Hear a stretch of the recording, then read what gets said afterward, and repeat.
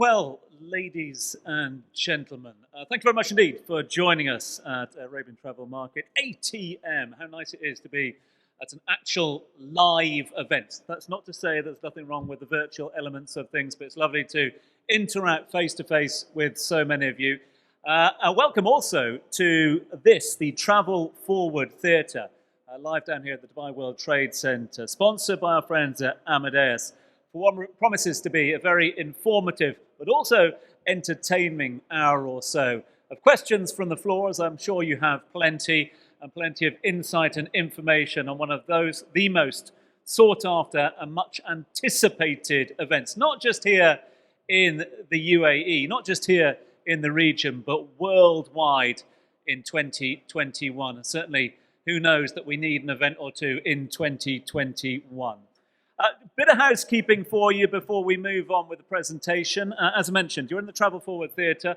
My name is, apologies, is Tom Urquhart. Great to be your moderator for this one. We would ask you, of course, to respect COVID protocol at all times.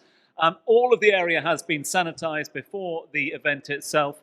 We would ask you to keep your face masks on as much as possible and to keep your 2-meter distance before you start saying, yeah, but why have you taken yours off? So because all the areas up here have been sanitized, and for the interest of clarity and getting information through the microphones, we will be removing our face masks on the main stage, but wearing them everywhere else, we promise. Please do keep your 2-meter distances, but also don't be shy. We'll ask you please to interact with as many questions as possible. Yep, I know there are a few struggles and challenges with regards to getting microphones to you, but if you have a question for either of our two very special guests, who are probably two of the hardest working individuals in the UAE at the moment, they've given us an hour of their time, so make the most of asking your questions. If you have a question, we'll ask you to raise your hand, and we'll ask you to take you to one of the microphones again that have been sanitized at the back of the room. So if in doubt, do shout out, ask any questions, either to us or any of the team who are coming around and taking questions from the floor. And so without further ado, we wade in to the future of entertainment and technology. This is the Travel Forward Theatre. It pays, therefore, for us to think forward and travel forward with the future. We ask you to come together to open your minds and discover how Expo 2020 Dubai, one of the most talked about events of recent times, is creating some truly world-class shows at the very tip of a finger. Through a method that sits at the cutting edge of technology and entertainment, Expo 2020 Dubai is utilizing an integrated system that allows us to elevate the shows at the blink of an eye. All will become plainly obvious and clear in just a little while. Expo 2020 Dubai will be at the heart of entertainment of the UAE, not just during the time of on event, but I'm sure the site will, of course, be replicating it after the event as well. And if that is the heart of entertainment, well, the heart of Expo 2020 Dubai surely is the Wasl Plaza. A dome trellis of 130 meters in diameter, a height of 67.5 meters. There are all sorts of statistics and numbers that we're going to be throwing your way just to give you a little idea of the scale of this extraordinary project in the next 45 minutes or so. The Wasl Plaza is one of the largest 360-degree immersive projection surfaces in existence anywhere on the planet. When combined with Expo 2020's Dubai's immersive sound and light system, the two will come together to create a true playground for the senses, pulling audiences into multiple directions, creating worlds that are deep, unpredictable, and of course, entertaining. More on the Wasl Plaza, more on the Wasl Dome, more on Expo 2020 Dubai shortly. But one thing I can guarantee is that Expo 2020 Dubai and the Wasl Plaza is the future of entertainment and technology.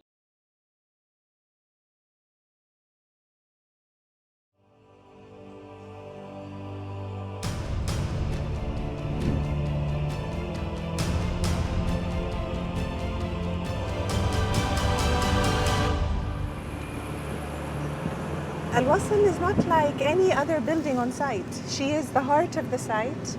She carries the original name of Dubai. She is by far the most beautiful, the most exquisite. We were so excited to pick the current design. It is a piece of architecture which we're producing from a fabricated steel structure. That idea of connecting all of that together through an architectural and technical or technological language, for example, the projection, that projection, is what really helped me formalize Al Wasl. I hope I can find the right words to express this journey that started in Al Wasl on 30th of July 2018 when we first installed the first piece of steel on this project.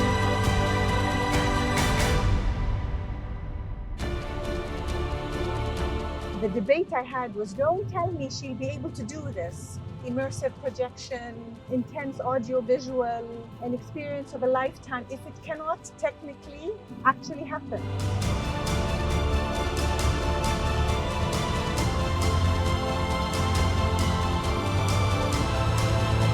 So we went through a process with the design team to look at the concept of the trellis and how we could deliver this and deliver a beautiful architectural solution, which is quite a challenge technically with structural steel. So we've got a global engineering team, a team of experts that have worked together very collaboratively to look at how we deliver this and deliver it on time.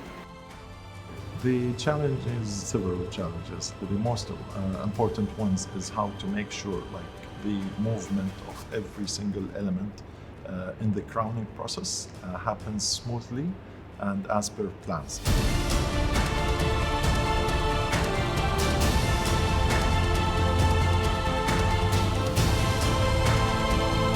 The dome itself, there's 2,600 pieces of structural steel, so there's 197 elements that put it together. That took a lot of working out, that how do we erect this safely, how do we support this in its temporary state.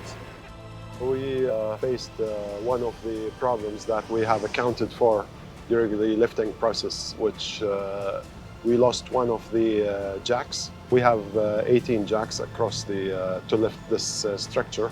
We refilled it again, but there was a major leak. We started with the process of replacing the jack itself. We were at 25 meters high. To build the scaffold also takes time, like 4 to 5 hours. The total height of the entire dome will be 67.5 meters. We will stop at the height of 43 meters, which will give the entire dome 65 meters of total height. And there will be remaining 2 meters that we will be working on for adjusting and doing the alignment before the final welding. We are standing immediately under the amazing Oculus. The steel structure now is in place. Welding and alignment activities will start soon. Tomorrow will be the start of putting the fabrics and panels, and soon we will be placing the enclosures that will host the projectors around the Wasl Plaza itself. It's Dubai and it's Expo, and so we had to attempt something that was brave and unique and powerful, and hopefully that's what we've done.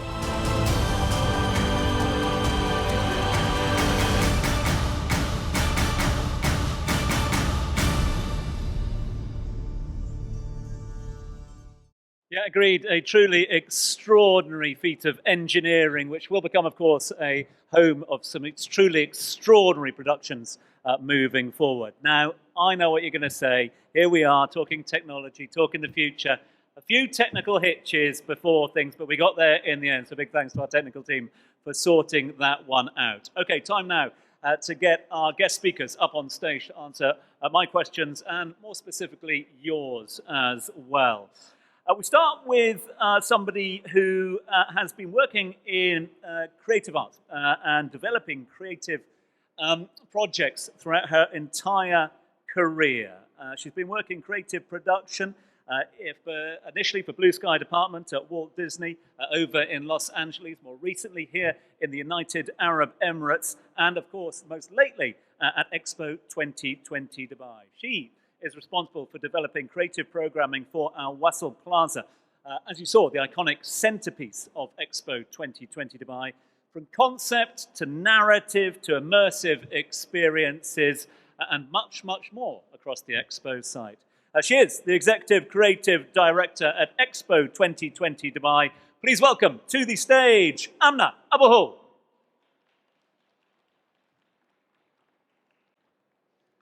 Amna, who is going to give us a real insight into what we can expect throughout Expo 2020 Dubai. But to give us an insight on how we got to creating that platform, we have a very, very special guest with us here today. A man with an extraordinary background in end-to-end project deliveries, worked with some of the biggest projects across the UAE to date, but I'm sure, as we're about to hear, none as big or as challenging as what he's been doing over the last 6 or 7 years. He is responsible for the development, the delivery, and the management of Expo Site Master Plan, as well as all its supporting facilities, utilities, infrastructure services, roads, networks, and transportation. Fair to say, he's a busy man.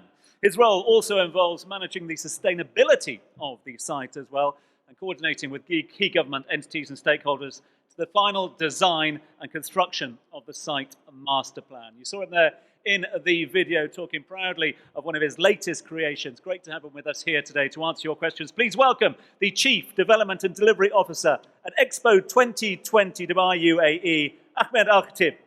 So we move to the comfy chairs up here on the main stage, all socially distanced as well. Amna, thank you so much indeed for joining us. Really appreciate your time, because I know I keep making a point of how busy you are, and I think we're all busy, but none more so than the Expo 2020 team. So thank you so much indeed for your kind time today. Much appreciated. Let's start, if we may, with you, Ahmed, because we were just given a little insight there as to a few of the challenges that you might have faced over the course of the last few years. But I'm not sure how many of us, me personally, but many of us out here, really understand the scale of Expo 2020, the first World Expo in the Middle East, Africa, and South Asia region, in itself a great achievement. I mean, to my mind, you've effectively had to build a city within a city, if you like, a new city on the outskirts of Dubai. What has this meant to you and your team? And I mean, just give us a little insight, if you can, into some of the challenges you faced. Well, thank you, Tom. I never thought that I would last to this second here, just talking actually about the finished and complete city, as you mentioned. It's been really, really a very long and challenging journey through the build-up for myself and, of course, for the entire team behind this. The scale of the city is about twice the size of Monaco, so it's really a massive city. And this city, of course, is hosting the world, and here in Dubai, so you can understand the expectations and the vision of what kind of city will host the world. And of course, like during the planning of the entire master plan, a key thing to this success was planning, and having the right team from the beginning.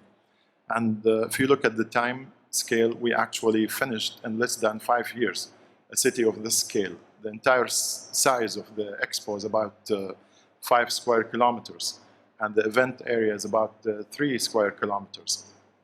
And having all within the entire city, we divided the expo into 38 different projects, and where to start, where to end, how to continue, and working against time is something unbelievable, and would never happen again, at least to me. Okay, and of course, when we planned it, we actually planned the city of the future. And it's not just a talk, and it's not something that is on blueprints, it's actually built. Yeah. So when we talk about the city of the future, we talk about future of offices, future of homes, future of entertainment, future of end users, lifestyle, and everything. We talk about the infrastructure and the backbone of future cities. Like the type of speed of internet, we are connected directly to the main hub of internet in Fujairah, through one single connection. So the failure of internet is impossible. The site, we actually use the Internet of Things, smart city, all the components that any smart city in the world needs is actually built now on site. The site is already 5G enabled. So if you have a phone now and you go to site, it's actually 5G active.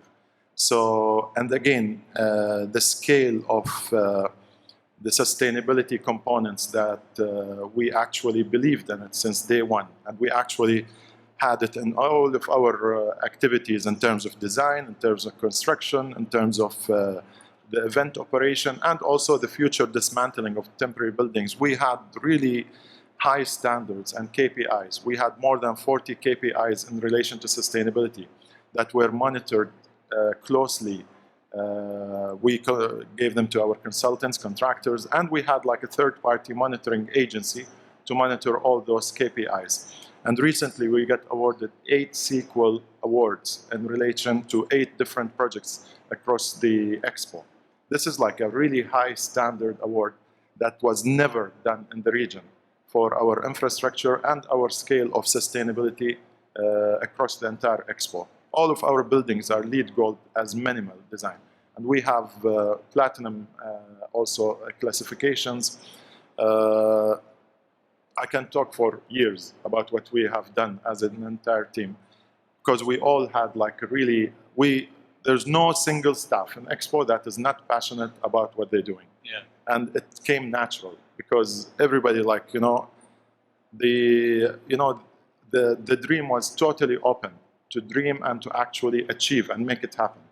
So talking about all our venues we have the Sustainability Pavilion, of course, that is amazing building, self-sustained in terms of power, energy, and so many other areas that has geothermals for cooling and made for totally sustainable materials. We have the Mobility Pavilion, the Opportunity Pavilion, the public room, the parks, the green areas, the visitor experience, the currents and winds between the buildings, all of which was really extremely studied to create this bulletproof, amazing environment that gives the entire comfort and the great experience for the visitors.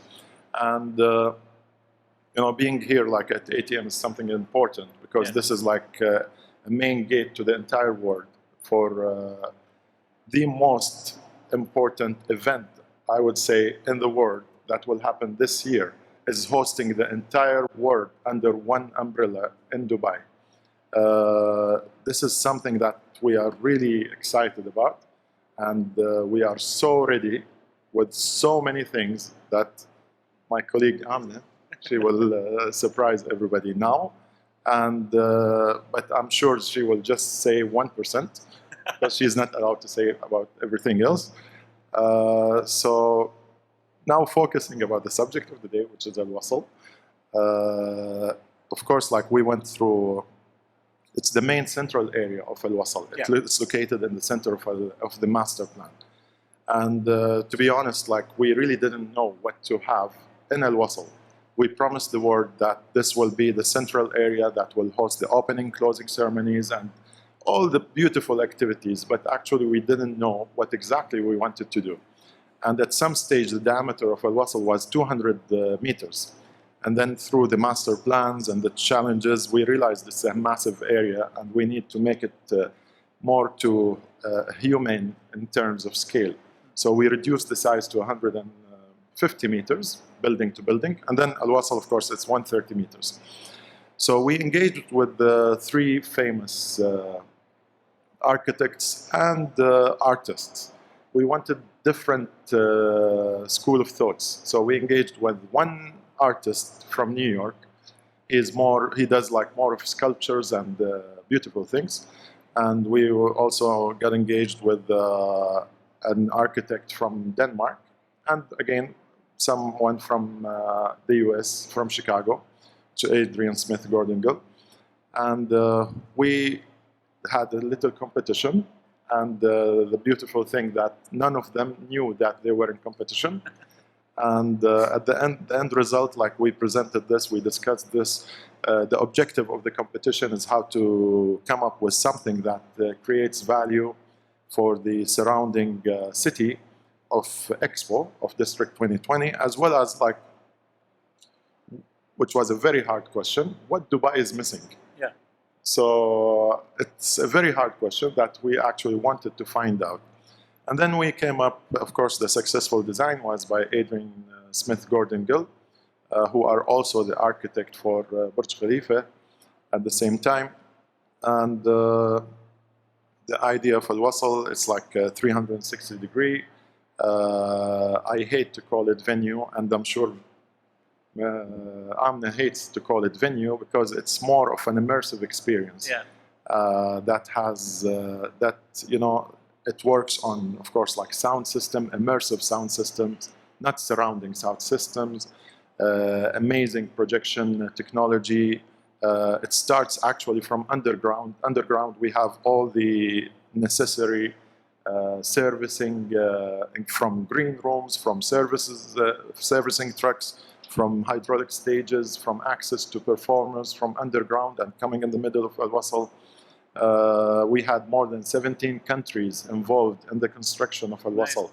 So Al-Wasl itself was really like enforcing the theme, connecting minds, creating future, because we really like worked from the US, Japan, Spain, Mexico, Italy, Eastern Europe. Steel came from Eastern Europe. Main contractor was from Italy. The projections came from New York. The enclosures of the projections was done in Mexico. The fabric was procured from Canada, shipped to China to do a specific cut, bring it over here. So many amazing people that I've met through this, and I'm so proud to have this, them as friends now. And then the end result, of course, was what we had, Yeah. and it was amazing when we were visited by His Highness Sheikh Mohammed bin Rashid and His Highness Sheikh Mohammed bin Zayed to do the first opening of the Al-Wasl Dome, and to actually see them really their comfort and that they are like we are there. That was the moment when I was personally like, yes, this is it. Yeah. Yeah. Thank you. We're going to get on to more of the challenges in just a few moments' time. But Amna, let's bring you into the conversation because, as Ahmed was just saying there, you know, all the work that's gone into this, all the planning, etc., to deliver this experience before we've even started immersing on that experience. For somebody who's been involved in creative production throughout the entirety of your career, give us a little insight if you can, because we've spoken there about the United Nations of contractors and builders and minds that have come together to create. Is that something that you're looking for with regards to the Al-Wasl immersive experience? And why is the dome going to be so special from an entertainment and technology perspective? Thank you, Tom. So to start with Al-Wasl, Al-Wasl is a delicate balance between architectural mastery, cutting-edge technology, but the most important is the human spirit. Yeah. So what we realized is that the common language is emotions. And what we wanted to do with this beautiful space is you want to feel you're hugged when you're inside. You want to feel you're not only immersed, but you feel you're in a living, breathing space. And how to do that is we tapped into common emotions. And this is how we programmed Al-Wasl. We have amazing technology with 252 projectors that are mimicked within the architecture. So when you come during the day, you see alive and feel alive. But once sunset hits, you see a new world. And the way we thought of Al-Wasl itself, Al-Wasl is a she, if you didn't realize. Al-Wasl is a place that embodies the soul and spirit of Dubai, where it is the central hub to connect the entire world. Even if it's 50 years, 100 years ago, it was always the place to connect. What we wanted to do is create, I know it might sound crazy, but to add the soul to that space. So what we did, we took the human traits within a person, which is the heartbeat that actually makes a person live. So we thought of treating Al-Wasl as if she's a 90-year-old female with the heart of a 12-year-old and the wiseness of a 40. So when you start programming Al-Wasl with the heartbeat, you know that during the day is calm, during the night it goes wild. And this is where we started creating these moments and these emotions. And we noticed we tapped into that specific pulse in a human's heart that felt there is something different. So when we wanted any visitor to come inside Al-Wasl, they would feel immersed with, they would feel shocked with the scale of the space. Once a show starts, or even a sound bite, they will be immersed. Once it ends, they'll be emerged for a new world. So we really went forward with human spirit. And when we created Al-Wasl's soul, we thought of what would a person do, which is more of a global awakening. Yeah. And we thought of a detail of a sound of a bird from every continent around the world that you will hear it when the gates open. And the first program is, of course, the national day ceremony of each country throughout the 182 days. And this is what Dubai is, welcoming the entire world. What's better than welcoming the international participants into the center of Expo and celebrating their main national day? Throughout the day, you feel calmness of different emotions. So when you go towards 1 p.m. or 2 p.m., we know it's hot in Dubai. What we added is sounds of waterfalls, drops of water, something that cools you. You really want to come to Al-Wasl and experience something different. The way we programmed Al-Wasl is basically more of understanding the technology and playing with it and not against it. So when we thought of the 252 projectors, that comes directly after sunset. What comes before is audio. If you close your eyes while you're in the middle of the garden of Al-Wasl, you could be teleported somewhere else. Because we have 27 speakers arrays around the dome, that even the bird itself, we make sure that it flies from this point and go back to that point. So these mini detail might not matter much, but it will matter in the feeling of that visitor. And Al-Wasl consists of, I would say, 3 elements. The garden, which has beautiful pockets within it, unexpected spaces. And from an entertainment perspective, we thought of 9 to 13 unexpected pockets. But when you go to Al-Wasl, you think it's a normal garden, but it's really an urban theater. Towards your left, you will see an eye musician. Towards your right, you will see a violinist, but they sync together in harmony. And this is the balance of the different steps within the garden. Then you have the void, which is the space between the ground and the first projection surface. Then you have the projection surface. What goes in between is this is what we created as a balance of costumes and performers. And we created all these different types of shows that will come as pulses. We always go back to these guiding principles of a human spirit. So every show won't go more than 15 minutes, and it goes as low as 1 minute, because we really wanted a pulse for people to come in and out. The visitors themselves are the actual pulse of Wasl Plaza, while coming in and going out. And no matter where you are around the site, you know something is happening in Wasl. Until you reach, it's calm. But then while you're about to leave, something happens. It's the emotion of a surprise that wants to attract you towards the center of Expo. And this is where we try to create stories and elements that, specifically stories from the region that the world haven't heard before. And we literally tapped into doors of different people and asked about their personal stories. We take it then, find a human or a common thread within the world and put it all together into a show. Something like the tapestry. All grandmothers weave or knit, and all these threads are common, and you get them from the nature. How can we create a projection show that will take you towards your childhood? And each pattern is reflected into a continent.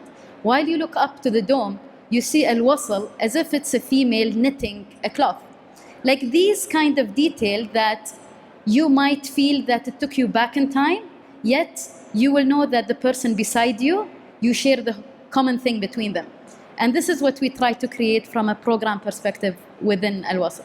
So, I suppose a lot of people would expect that traditionally you would go into a structure like that, an experience like that. Be careful what I say now, because it's not a structure, it's an experience. But you go into an area like that expecting for a show to start in 20 minutes time, or you go for the start time. But from what you're saying to me is that there's much more than that going on. It's not about the start and finish time. It's not your traditional show time or anything like that.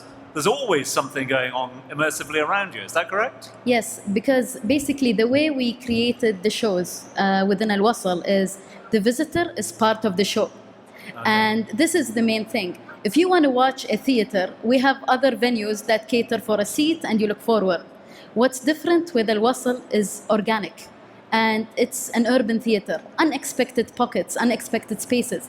A child might be sitting on the grass looking up, and then he gets surprised with a puppet performer towards his right. Yeah. And without the visitors, Al-Wasl's shows won't be complete because they're part of it.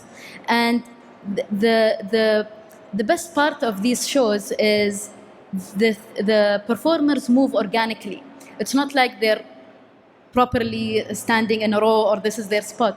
Al-Wasl has nice ribbons that connects you from the regular floor up to 3 meters down. While surprisingly, you don't know you reached the bottom of Al-Wasl because these ribbons connect all the 9 to 13 gardens until you reach the main central stage. And what's even more surprising is the hero performer will come from the basement. As Ahmed was saying, we have this hydraulic stage that goes down. Put all your things up and just be a surprise towards the central stage. So it's really something that if you want to be part of a show, come towards Al-Wasl. If you want to just sit back and look towards Al-Wasl, you can look at it from anywhere in the public realm. And the way we program the content of projection is there are 2 different gates that even if you stand far, you can see what's happening inside. So our hero content is actually in that section. These details, actually, whatever we try to do is create the best visitor experience for anyone who's entering Expo 2020. Extraordinary. Extraordinary in all this. It's just being there's so much information coming through, so many questions, and I want to get your thoughts, Ahmed, on this one because we've got an insight there as to the challenges of trying to curate an experience like this for a truly unique experience. I want to hear from you about the more hardware challenges as well, because if this is the crown jewel of Expo 2020, if this is the heart of Expo 2020, it obviously is so important as a central piece, but give us an insight in the challenges that you face. What was the biggest challenge that you and your team faced in the creation of the Al-Wasl Dome and the Al-Wasl Plaza? As you mentioned, Tom, like this was the crown jewel of the Expo, and you know, just the vision of what's gonna be there wasn't very clear because we had only one fact: it needs to be something magical, something exceptional, and actually, you know, working against time and having that thought in parallel was an extreme challenge because at the beginning, for example, we had a totally different design. It was more of a trellis design, but it was more of more efficient design in terms of steel, quantity of steel and all. But then the idea came how we can actually, this will be our you know, Eiffel Tower for Dubai. And how we are going to make it more of a lasting memory for Expo. So it needed to be designed somehow to reflect something about Expo. So we actually redid the design to something that actually reflects the logo of the Expo. Yeah. So when you actually go and look up at the dome, it's designed totally as per the Expo logo. So this was one of the main challenges because we had to actually redesign the entire thing. Of course, more steel, different type of contractors. The steel is bent into 2 directions, which is You need some very, very specialist people to do this, and there are very few of them around the world. The length of steel, for example, it's about like 13 kilometers. That's equivalent to 16 Burj Khalifa on top of each other's. So this is how we looked at things, you know. It's yeah. So this is one thing. The other thing is like how to really achieve because you know we have broadcast, and we're gonna broadcast to all over the world, and how to achieve the broadcast quality of the projection, which again, my friend sitting on my left side, the amount of changes that we had to implement through the build of the expo was humongous. Okay. And you know, they were like, okay, we need to double the number of projectors. That means we need extra power, we need extra cables, we need to actually connect them, we need different cooling systems. So going through this was really something very challenging. And of course, like some other challenges, there are so many, but again, time was the main challenge to come up with this amazing, very detailed structure that has a margin of error of 3 millimeters, which is actually, I challenge anybody who can find that margin of error in a piece of jewelry. So some of those challenges were related to the build and the procurement, because we were working against them. For example, like the enclosures of the projects were manufactured in Monterrey in Mexico. And when it was the time of shipment, they had like hurricane that lasted for like 3 weeks. Okay, and then after 3 weeks, the hurricane was still powerful, and you know, no ships could actually leave the port. So as a solution, just picked up the phone, called Antonov's, and sent 4 planes to Mexico and shipped them to El Maktoum International Airport, because they actually cannot fit in any normal cargo planes. So having the backup of the leadership was extremely important to get over those challenges. Quick decision-making, quick recovery plans, and so many similar challenges that we faced in the build of this. So you mentioned the word team a little earlier on as well. I wonder whether, because given the scale of the project, given the influence of so many involved, do you reckon that the team gets enough recognition? Because, I mean, I'm just thinking about the 3 millimeter differentiation there and things like that. I mean, you must have had everybody working their socks off, as you say, with that passion, that vision throughout. Did the team get enough recognition?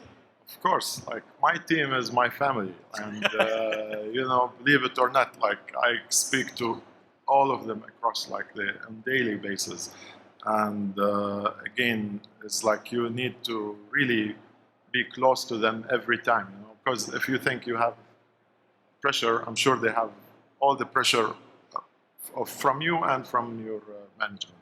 So talking to them all the time, understanding the problems. We all make mistakes. We made so many mistakes in the entire build of the expo. We learned from those mistakes, and just you need to make them feel that you are always there to support them, not to police them and shoot them if they make any mistakes. And of course, you build this trust between them, because you must know about things if anything goes wrong. Yeah. And if you don't have this relationship with your team, nobody will tell you, and then you will realize at the end of the road that there's a big mess and you cannot recover.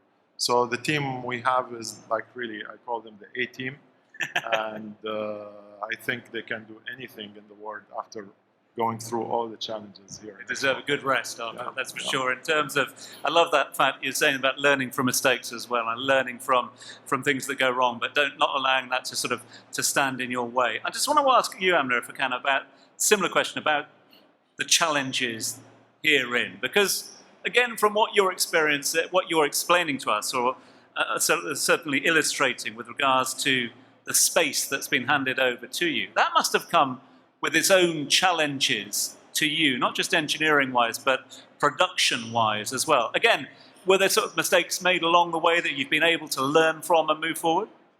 Yes, Ahmed is the partner in crime in these situations. And it's like always knocking the door. Ahmed, can we add just an extra light? Because that pocket of that garden is not lit up. but it's actually not just one bulb, it's like 300 bulbs. So all these challenges come to the way, actually brought it more to life. And when you think of shows, it's not only projection content, it's theatrical shows. How can you rest? The most important thing is the visitor's experience towards the show. The projection starts after 20 meters from the ground. Imagine the neck of the visitor. You cannot just let them look up for 15 minutes. Yeah. The challenge is, imagine while it's not built yet, so you need to really imagine. So we had to create VR space of the dome, so we can actually live the visitor while we're creating the shows. Because when we started creating all of this back in 2018, Wasl is not there yet. And the challenges is how can you make sure that the visitors are comfortable and understand and digest the content you want to say in your storytelling. Because yes, it's a 15-minute show, but is it pure theater that the guest will look forward? Or do you want to cut it to suddenly look up as a magic moment?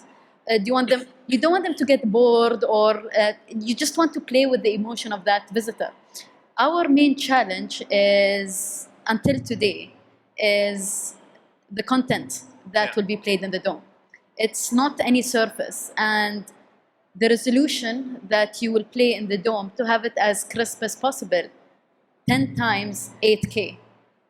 Imagine rendering the content, and we have it all in VR and everything with the scale of a person. So we knew that there is something missing that we needed to add to that dome, which is real-time rendering. I don't know if you're a gamer or you're a fan of games, but we took that technology, adapted to Al Wasl Dome.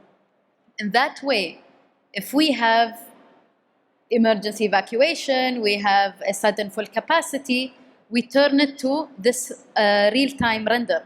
People still think it's a show, but we choose any color through an iPad, any content that we want to play in the dome that is already there, and real-time render.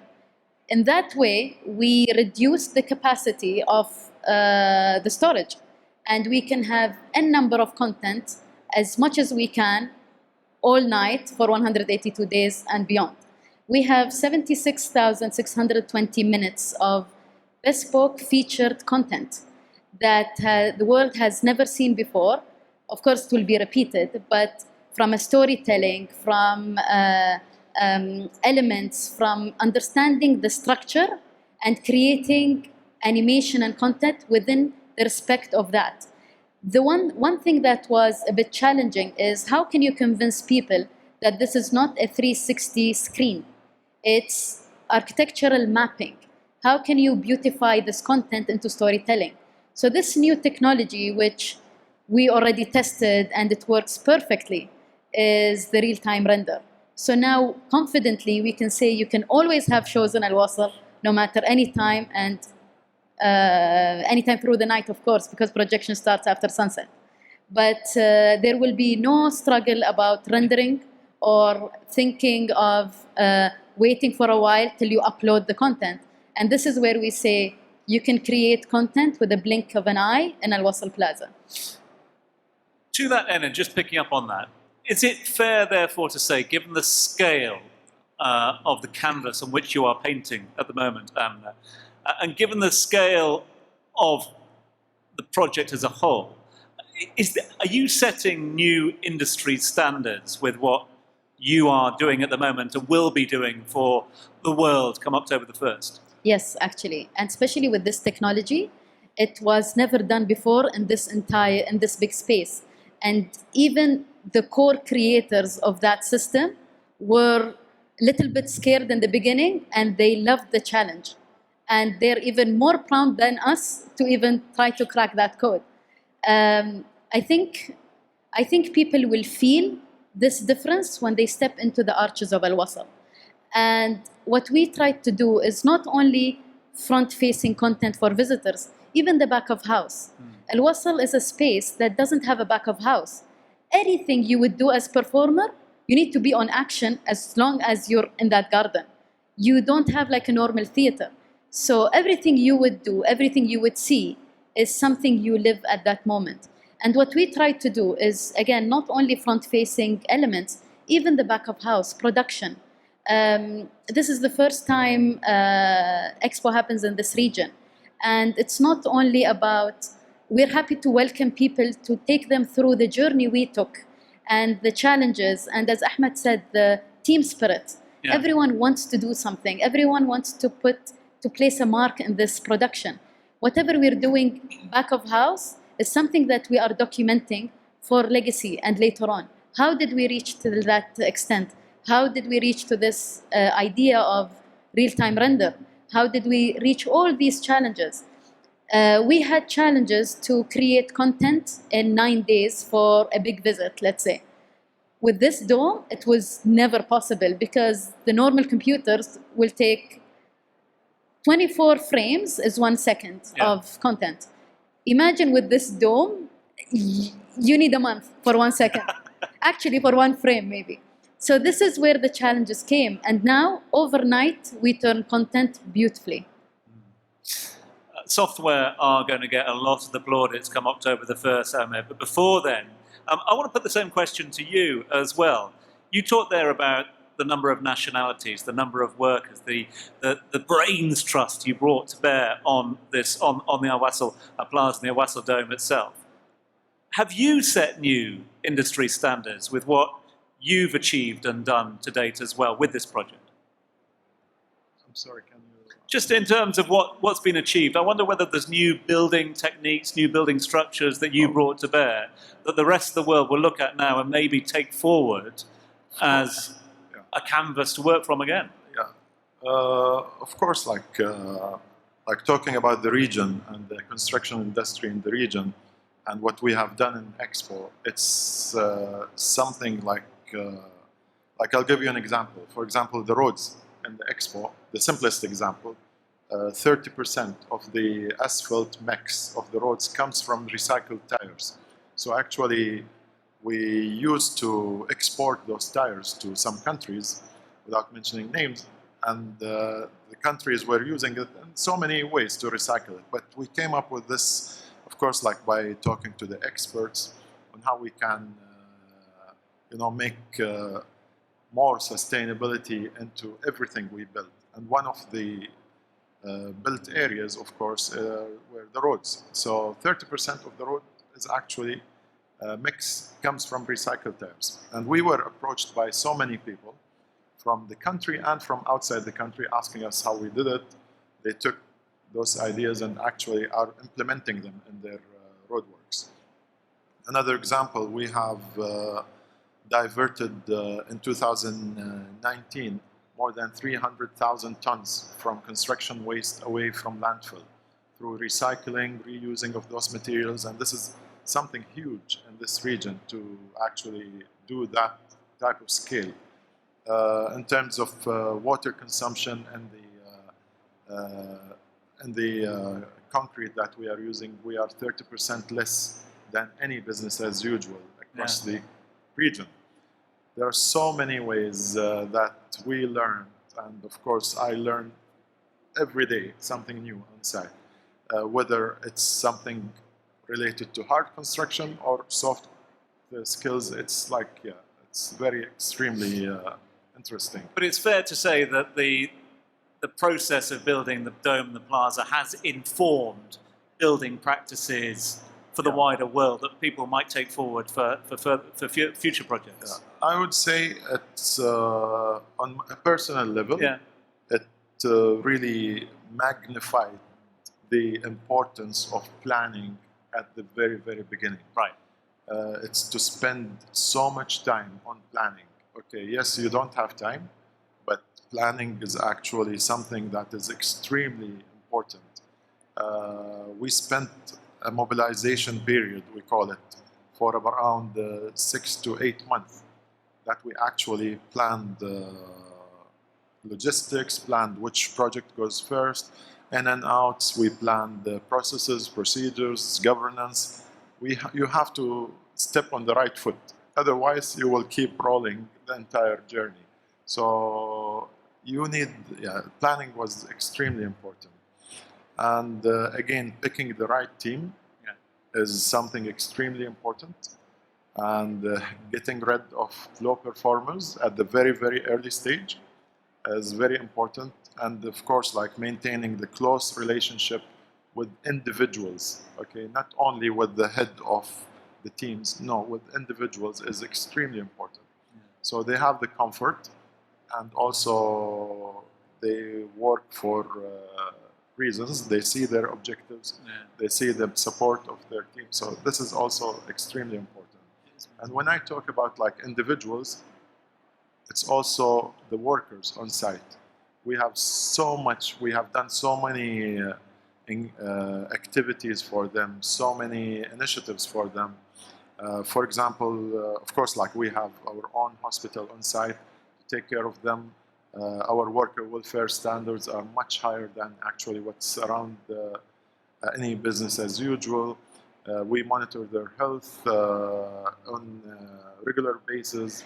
Of course, through COVID, we tested all workers on site, and we had like lots of different tournaments for actually the workers who were on site. The number of workers at peak stage, we reached to about 48,000 workers on site. This is like bigger than some population of countries that I learned through Expo and dealing with countries. This number is much bigger than some countries' population. So you can imagine the planning needed for that. Yeah. Getting them in and out on daily basis, the food, the toilets, all the activities that is related to take care of them was extremely important. Extraordinary achievement. Listen, I'm taking up far too much of these two's time. Who's got a question from the floor? Because this is your opportunity to ask. My name is Saifur Rahman. I'm the CEO of Pan Asian Exhibition and Media. My question is, how much has been invested so far in the Expo build-up in terms of projects, and what is the cost of the development of the dome? Thank you. Two questions. The first question about the cost of the Expo is about, of course, the Expo and the entire city projects related to the Expo. It's about 25 billion dirhams.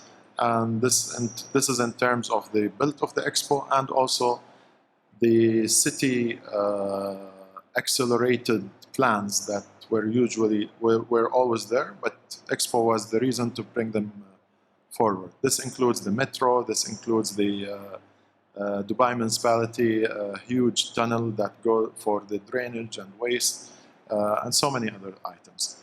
In terms of the dome itself, the actual construction reached to about, the actual hard construction, about 250 million, of course, with the additional of all the IT and projections and all the additional elements. Thank you for your question. Any other questions from the floor? Just before we sort of move on to the next element, and again, if you've got any questions, feel free just to raise your hand and we'll get you that answer. Talk to me about legacy, if you can, because it's I've had the privilege to be here throughout the announcement over in Paris, all the way through to site development, construction, to topping off on a number of the projects. Can't wait until October the 1st, like so many. What next, though, after March the 31st? And I know legacy is very important to you, Ahmed, and has been throughout. What will happen to the dome and the plaza? Well, Al Wasl will stay as the main performance spaces and for the UAE. And of course, like planning the entire Expo master plan, legacy was always first. And the strategy of how we are going to insert the Expo and then exit Expo and remain with legacy was, of course, number one, our top priority. In terms of legacy, like our buildings in general as Expo, they are very flexible.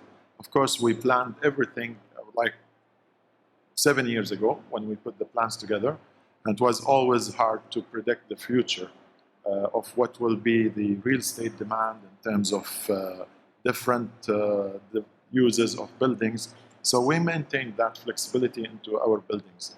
And of course, the direction of His Highness Sheikh Mohammed that in 2015, that nothing we built as the organizer to be dismantled or demolished. So actually like 85% of what we are building is remaining for legacy. So we reached to this way of construction and modular buildings that are flexible to be converted to anything that will answer the market demand in the future. As far as like now we are in the future from the planning stage, we actually have the area developed for different type of users, from residentials, offices, SMEs. We actually signed with some of our partners like Siemens. They are moving their global headquarters for logistics from Germany to Expo site. We have also Accenture that they took also some spaces in the Expo. We also have Terminus, the robotic Chinese manufacturers, also took that component, another area in the Expo. And we are continuing to talk to a lot of those very niche market and niche users that we are looking. We are very selective on our tenants because we are not another commercial city or residential city.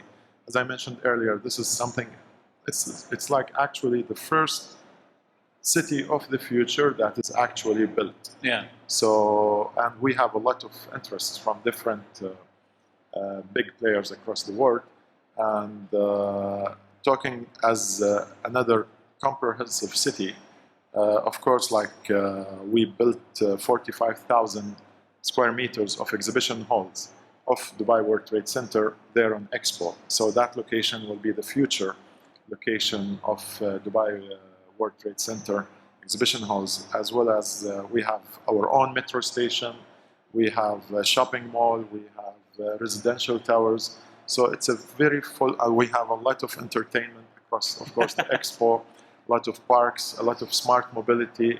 So as I said, 85% of what we are building is remaining as is. And of course, we are continuing, in addition to what I mentioned, to contact some very unique industries across the world. And that's a question I wanted to put to you, Amna, with regards to the future and the legacy therein, because a lot of people will look at the dates October the 1st to March the 31st and the experiences that we are going to be immersed in there. But Amna, what happens after that? Does it move to a new program? Do you curate a completely new entertainment solution, or what happens after March the 31st? With regards to Wasl Plaza, all content we create is actually, it doesn't have an expiry date to the theme to it. Yeah. And it's the time for the world to come in 6 months, but later on the content is still there. The only thing that won't be there is the theatrical component, because it's a duration of 6 months and the magic is there.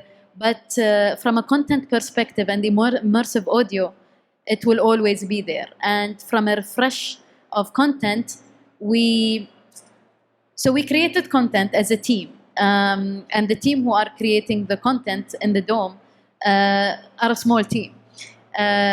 When we start opening the gates in October 1, we're not stopping there. We're creating content even for legacy. What we wanted to do is never stop, because once the passion is there, you just don't want it to die. And the team we have are talented.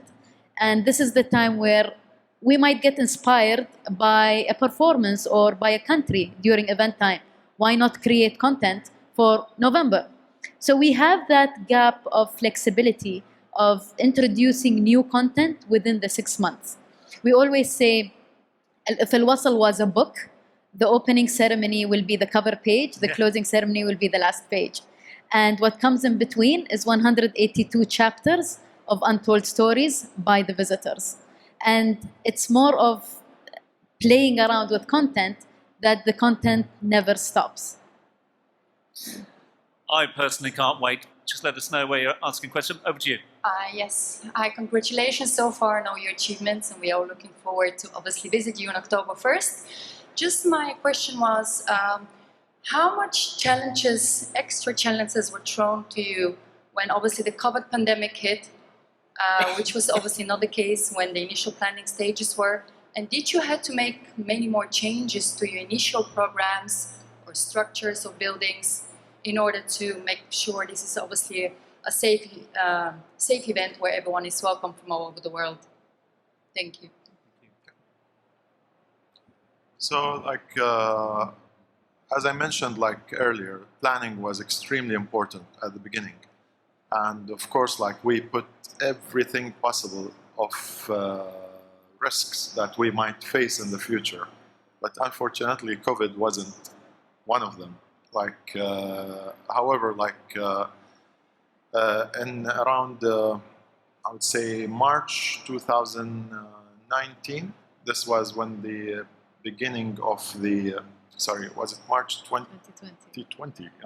Yeah? Yeah, March 2020. This is when the pandemic started to, it feels longer. And that's how that year went, didn't it?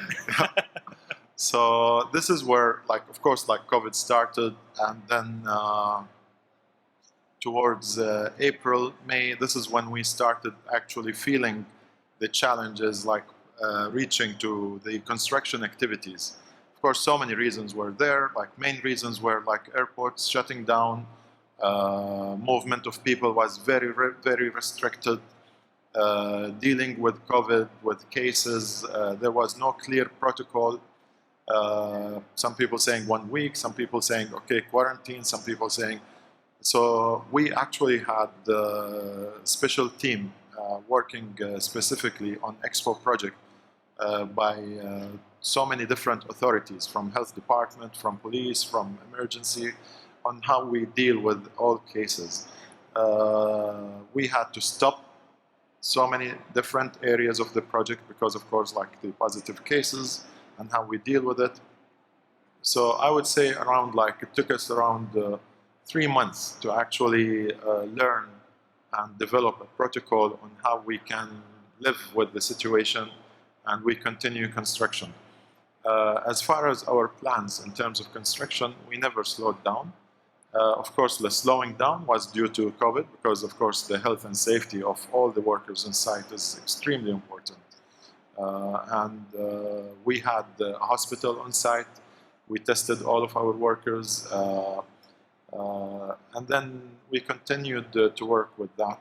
Of course, in terms of the operational plans, our operation team, we have a dedicated team for operations, and so many different scenarios were developed on how to deal with COVID comes the day of the opening, and in terms of social distancing, in terms of so many things, vaccinations. We actually vaccinated all of the staff and the workers on site of Expo. Important thing that project premiere that when we opened the Terra Pavilion earlier this year, it was a great learning experience on how to deal with the management and the operation of the venue, and it gave us I would say the missing confidence that how we can actually deal with these things, but it added that to us, and we are extremely happy to all the results. Recently we had the international participants meeting held at the Expo site. Excellent feedback from all the countries that everybody felt safe and felt comfortable coming and attending the meeting physically. We had of course, our 192 countries from all over the world, more than 170 countries were attending physically on site, and the remaining were online. So, which was a big indication that things are going in the right direction, and we are very excited to receive the word in October, which is 4 months away now. Yeah. The same question to you. I mean, was the delay a challenge for you or not, given the fast pace of technology moving forward? Actually, it wasn't a challenge, to be very honest, because this is where artists and production people are hungry to create stuff. Yeah. And what's happening around the world is what happened, we paused as entertainment department and realized that we need to tweak our storytelling, but nothing to do with the production, because we received more hunger of creating content from all around the world, wanting to do stuff while they're in quarantine. And that cutting edge technology of real-time render happened during the pandemic and the lockdown around the world. Zoom calls from 7 countries. Don't ask how or what time. It was 3 a.m., 2 a.m. Dubai time. And we cracked that because everyone wants to recover. Everyone wants to come forward. At the end, it's the human spirit that you need to kind of heal, because what we've been through is not something simple. The entire world wanted to heal now and recover. So it actually brought the world more together, talking from an entertainment and production industry. So what we did is we paused, reflected, and gathered all content that has common value of human spirit, spread it around the site. So if the site is 4 kilometers, Al-Wasl is 130 meters, what we did is we added that pulse to spread around the site. So if you have this type of show in Wasl Plaza, you get a feel of it in Dubai Millennium Amphitheater. So it's no longer just a space. The pulse went like a ripple effect, where that anchor pulses all around the site, and that's where it gave us more time to think creatively of how to stitch the entire 4 kilometers together, because it's the world in this 4 or 5 kilometer space. And how can we bring everyone together into that zone? So with that pandemic, it brought people closer together from a production, entertainment industry, that everyone is hungry to try something new. And Expo is a platform of not only cultural renaissance, but new way of entertainment. And this is the first time in the world that, so we created and curated all the stories within Expo and within our team. To handle the post-production and delivery, we connected 8 to 9 big companies around the world into one roof. Wow. And these companies never worked together because each one is a beast in their industry. They came together at Expo. So we really connected minds before even 1 October. And this is where it brought the entire industry together. And we all have a common goal to deliver an exceptional Expo to the world. I have no doubt it will be exceptional. We're going to get final thoughts from the team. Thank you very much indeed to all of you for joining us. Thank you for your questions as well. Final thoughts from you both. I'm going to start with you, Amra, if I can. Obviously, this has been an extraordinary journey for you and your team thus far. A journey that you're going to take us all on come October the 1st as well, when you allow us to get involved in the immersive experience. What's your message, not just to those sat here, but to everyone tuning in around the world as well, as to why people should come down to the Al Wasl Dome, to the Al Wasl Plaza, to Expo 2020? Why is it going to make a difference to them?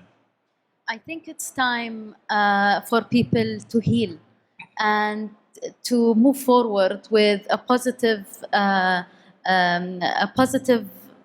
kind of approach to the future. And what we have at Expo is not only a show that you would sit back and enjoy and leave. It will make you think and reevaluate what could life be in the future. So we are educating people with sustainability, opportunity, mobility, but in a fun, unexpected, common way. I would really encourage people to come and experience something that they would never experience outside that dome. Because as I said, it's the feeling you get when you're inside the arches of the dome, that you feel you're part of something new. And when we say something new, it's literally something new. And it's something that will teleport you to a world you never thought it was in a memory in your head one day.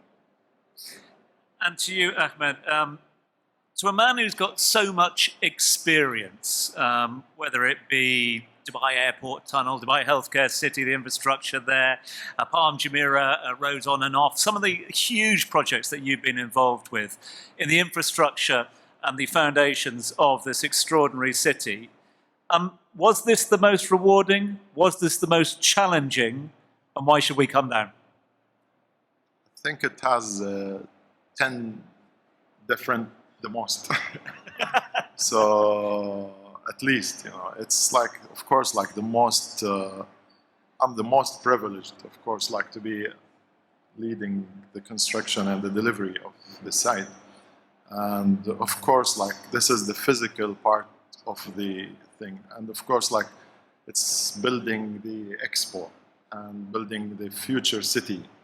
And, a city, it's a city of beauty, city of scale. It's a landmark that, will represents the world and what the world aspires to. It's just like something exceptional, of course, and that I hope I can do it again, but I don't think there will be something of this like soon to happen. So it's amazing. Can't thank you enough for your insight. Thank you so much indeed for your time, Ahmed, and thank you so much for being with us here on stage.